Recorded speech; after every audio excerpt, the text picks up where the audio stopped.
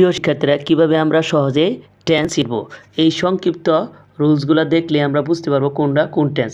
ভার্বে V one ভার্বে base ফর্মের সাথে যদি এস বা ইয়েস থাকে অথবা ডো ডাজের পরে ভার্বে বেস ফর্ম থাকে তো এটার কী ধরবো? Present indefinite tense.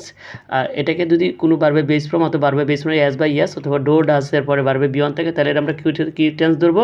Present indefinite tense. ভার্বে বি টু ডিডের পরে ভার্বে বেস ফর্ম। ডিড কোথায় ব্যবহৃত হয়?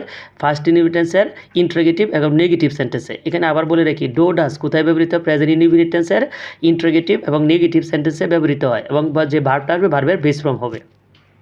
তো ভার্বের বেস ফর্ম হলে প্রেজেন্ট ইনডিফিনিট টেন্স। ভার্বের 2 নম্বর ফর্ম যে সেন্টেন্সে ব্যবহৃত হইব সেই সেন্টেন্সটা হবে ফার্স্ট ইনডিফিনিট টেন্স।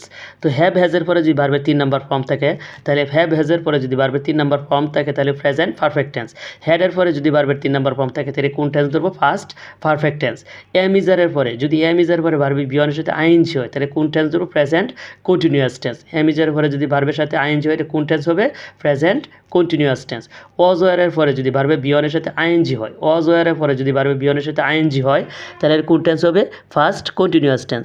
হ্যাভ হ্যাজের পরে যদি হ্যাভ হ্যাজের পরে have has plus been plus মূল ভার্বের সাথে আইএনজি তাহলে এটা কোন টেন্স হবে? Present perfect continuous tense. Present perfect continuous tense.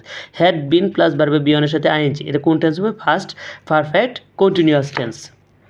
তো দেখো এখানে লিখে রাখছি ভার্বের বেস ফর্ম, ভার্বের 2 নম্বর ফর্ম, ভার্বের 3 নম্বর ফর্ম। তো ভার্বের বেস ফর্ম বলতে ভার্বের বি ওয়ান বলতে ভার্বের বেস ফর্ম, বি টু বলতে ভার্বের ফার্স্ট ফর্ম, আর বি থ্রি মানে ফার্স্ট পার্টিসিপল। তো ওরা এম ইজারের ফার্স্ট ফর্ম হচ্ছে was were R 3 number form হচ্ছে বিন।